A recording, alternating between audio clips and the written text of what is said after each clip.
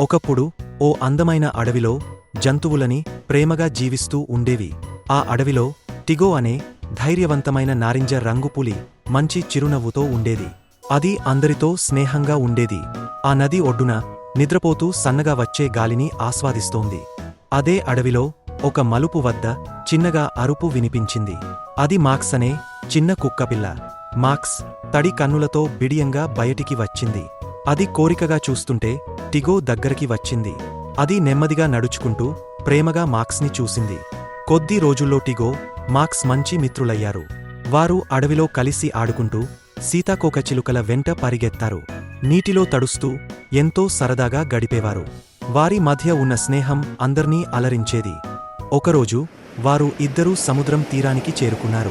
వెచ్చని ఇసుక, ఆడుతున్న చెమటగింజలు, నీలం నీరులో గాలి తేలి ఆడుతున్న అలలు వీటిని చూసి మాక్స్ సంబరపడింది. టిగో స్నేహభావంతో మాక్స్ని చూసింది. హఠాత్తుగా సముద్రం అలలు పెరిగాయి. ఓ పెద్ద అల ఎగబాకింది. మాక్స్ ఒక్కసారిగా లోతుగా పోయాడు. భయంతో అరవడం మొదలుపెట్టాడు. టిగో అది చూసి షాక్ అయింది. అది తన స్నేహితుడిని కాపాడాలనే ధైర్యంతో నిండిపోయింది. టిగో మాక్స్ అరుపు విని వేగంగా పరుగెత్తి భయంకరమైన సముద్రంలోకి గంభీరంగా దూకింది. అది తన స్నేహితుడిని కాపాడాలి, ముఖంలో ధైర్యం మెరుస్తోంది. నీరు చల్లబడింది. గాలులు ఊపిరి పీల్చిస్తున్నట్టు ఊపిరి నిలిపేశాయి. సముద్రం మధ్యలో పెద్ద పెద్ద అలలు ముంచుకొస్తున్నాయి. టిగో గట్టిగా ఈదుతూ ముందుకు సాగింది. అలలు దానిమీద పడుతున్నా అది ఆగలేదు.